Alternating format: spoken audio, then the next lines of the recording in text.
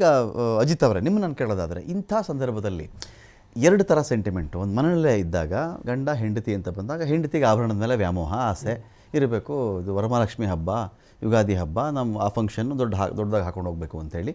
But whereas ಗಂಡಸರಿಗೆ ಕೇಳಿದಾಗ maximum ಒಂದು ಉಂಗುರ ಹಾಕೋಬೋದು, ಒಂದು ಚೈನ್ ಹಾಕೋಬಹುದು, ಯಾವುದೋ ಒಂದು ಕಡ ಅಥವಾ ಮ್ಯಾಕ್ಸಿಮಮ್ ಅದು ಇಷ್ಟ ಆಗಲ್ಲ. ಅದಕ್ಕೆ ಅದನ್ನು ಹಾಕೊಂಡೆ ಕೆಲವು ಬೇರೆ ಥರನೇ ಹೇಳ್ತಾರೆ, ಆ ಥರ ಕಾಣಿಸ್ತಿದೆ, ಈ ಥರ ಕಾಣಿಸ್ತಿದೆಯಾ ಅಂತ ಏನೋ ಬಂದ್ಬಿಡುತ್ತೆ. ಅವ್ರಿಗೆ ಅಷ್ಟಿರಲ್ಲ.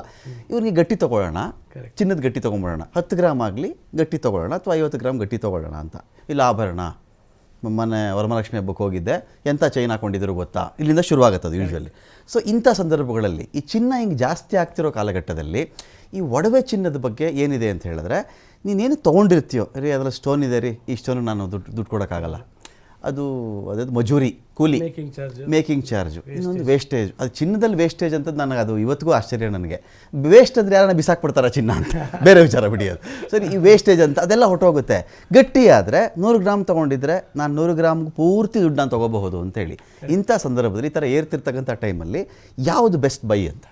ಇದರಲ್ಲಿ ಬಿಸ್ಕೆಟ್ ವರ್ಸಸ್ ಆಭರಣ ಅಂತ. ಓಕೆ, ಯಾವ ಬಿಸ್ಕೆಟ್ ಅಂತ ಹೇಳ್ಬಿಡಿ ಸರ್, ಬೇರೆ ಬಿಸ್ಕೆಟ್ ಅನ್ಕೊಬಿಟ್ಟ ಕಷ್ಟ. ಚಿನ್ನದ ಬಿಸ್ಕೆಟ್ ವರ್ಸಸ್ ಆಭರಣ ಅಂತ ನಾವು ಅನ್ಕೊಂಡ್ರೆ, ಓಕೆ, ನಾನು ಸಾಧಾರಣವಾಗಿ ನನ್ನೆಲ್ಲ ಬಳಗದವರಿಗೆ ಹೇಳೋದೇನೆಂದ್ರೆ, ಹಬ್ಬಗಳು ಬಂದಾಗಲೋ ಅಥವಾ ಕಾರ್ಯಕ್ರಮಗಳಿದ್ದಾಗಲೋ ನೀವು ಆಭರಣಗಳನ್ನು ಖರೀದಿ ಮಾಡಿ.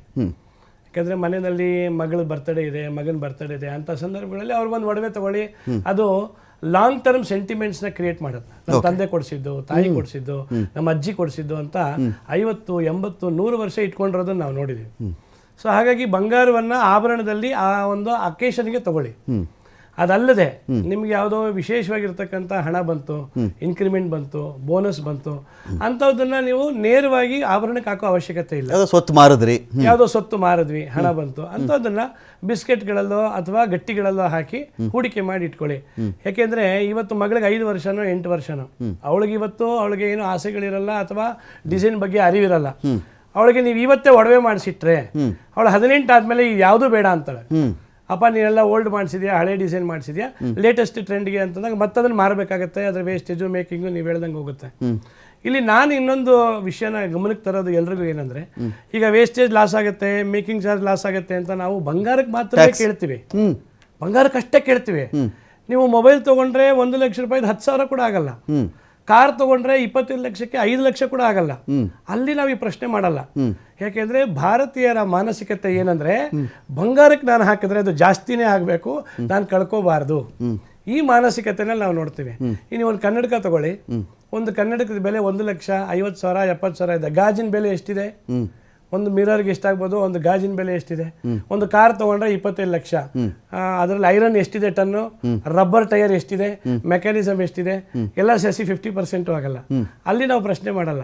ಅಂದ್ರೆ ನಾ ಹೇಳೋದು, ಬಂಗಾರ ಹಾಕೊಂಡಾಗ ಆಭರಣದ ರೀತಿನಲ್ಲಿ ಕೊಡುವ ಆನಂದ ಕಾರಿಗಿಂತ ಹೆಚ್ಚು.